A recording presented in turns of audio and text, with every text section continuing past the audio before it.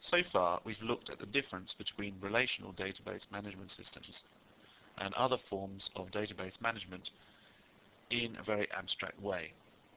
In this movie, we're going to take a look at the reality of how this works and how our databases are structured.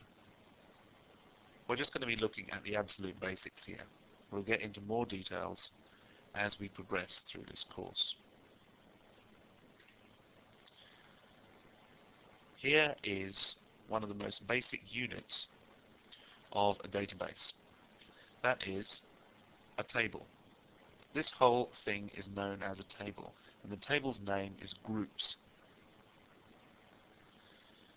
Within the table, data is stored according to different kinds of data types, such as we may have a numeric data type or an alphanumeric data type. And what we want is for each record within the table to be similar so that all entries can be treated in a similar way. This is why we've split the table into columns. This is a column. The column's name is ID, and within MySQL our way of referring to the ID column of the groups table is groups.id. But never mind the technicalities for now. We're just looking at the general concepts. Here's another column.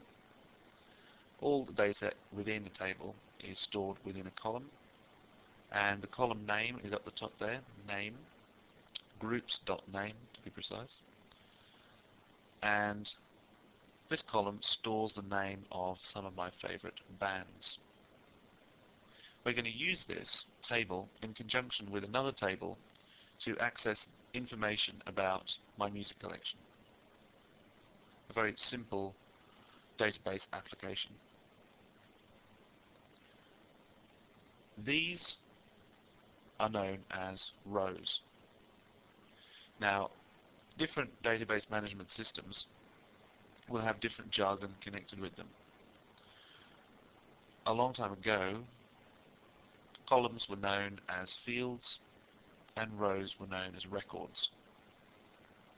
For the sake of consistency, all the way through this course, I'm going to be calling them columns and rows. A row is a distinct unit of data. So each row is an entry within our table.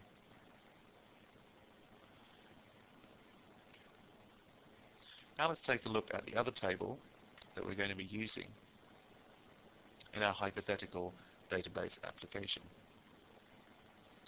This table is the songs table and is set up in a very similar way to the groups table.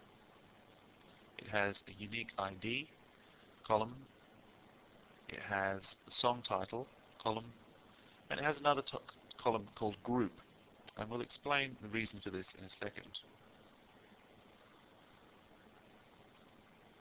Let's get these to the same size, and you'll notice that the numbers within the group column match up to the numbers in the ID column of the groups table. This is a way of forming a relationship between the songs table and the groups table.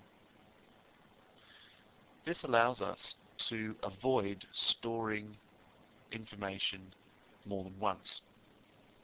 So for instance, Still Number One, My Philosophy and Sound of the Police are all tracks by Boogie Down Productions, but there's no need for us to store the name of the group 3 times, or however many times we have songs within the songs table.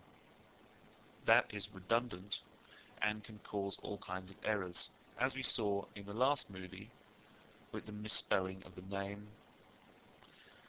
And furthermore, if we realized that we'd misspelt Boogie Down Productions, or we wanted to change that piece of data for whatever reason, all we'd have to do under this system would be to change the name in the groups table, and then when we came to pull data out about the songs, the group column would refer us to the entry in the groups table, and essentially the data would be corrected for all the songs in effect.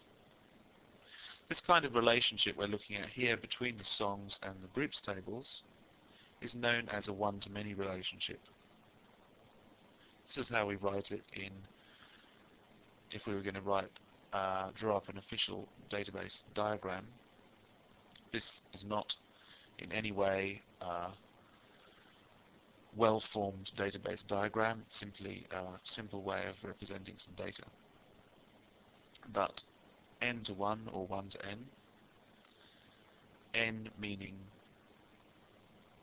an indefinite number, and 1 meaning only one entry. So in this case, each one group may produce many songs, but songs are only written by one group.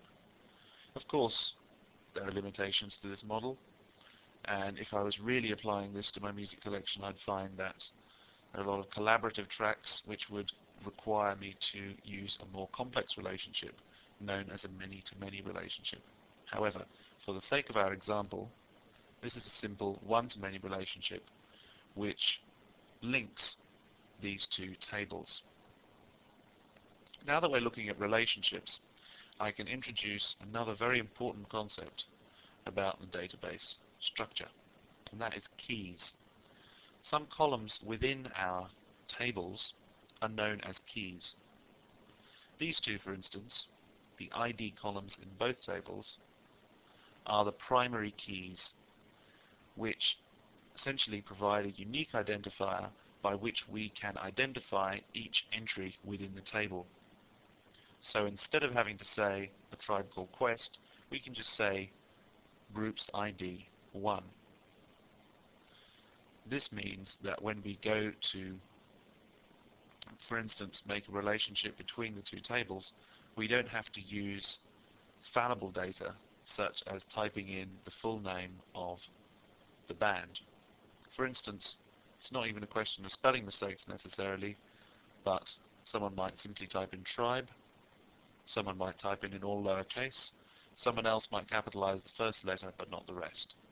We get rid of all these complications by using a simple numeric primary key. The other kind of key is the foreign key. The reason it's called a foreign key is because it refers to a unique entry within a different table than the table in which the foreign key is installed. In this case, the foreign key is within the songs table, but the data refers to the ID of the entries within the groups table.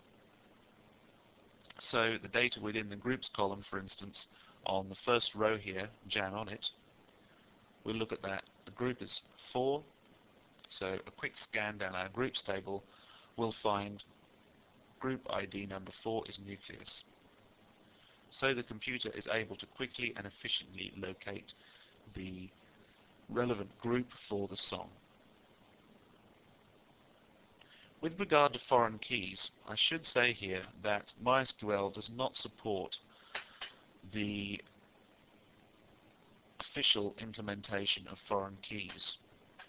That is to say, although we can include foreign keys within our specifications for creating a table, for instance, it won't actually do anything. Other database management systems will only allow us to enter data into a foreign key column when entries exist within the other table. So, for instance, if we tried to add in a new song and we tried to put the number 6 within the group column as an entry, it wouldn't allow us to do that within a different database system. MySQL, however, does not support foreign keys in this sense and is not quite so strict about it. This is a limitation in the way that MySQL implements the relational database management system model. However, there is always a trade-off with these things.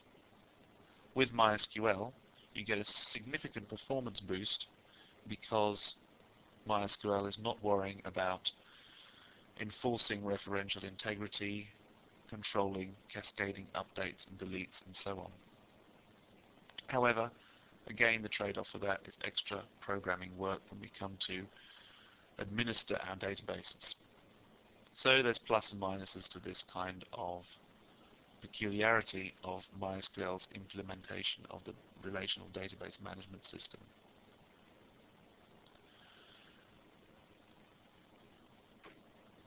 The way in which we get data from our tables is we have to write a query, and that's where structured query language comes in, or SQL. SQL is a very easy programming language. It's what's known as a fourth generation language, which means it'll be a lot easier than any programming language you've encountered otherwise, very likely. For instance, if you've used C, or if you've used PHP, or if you've used even very simple languages such as GW Basic or Visual Basic, you'll find SQL absolutely, essentially very easy to pick up. And even if you haven't ever programmed before, you'll find that because structured query language closely follows the syntax of real English, you'll find it very easy to pick up.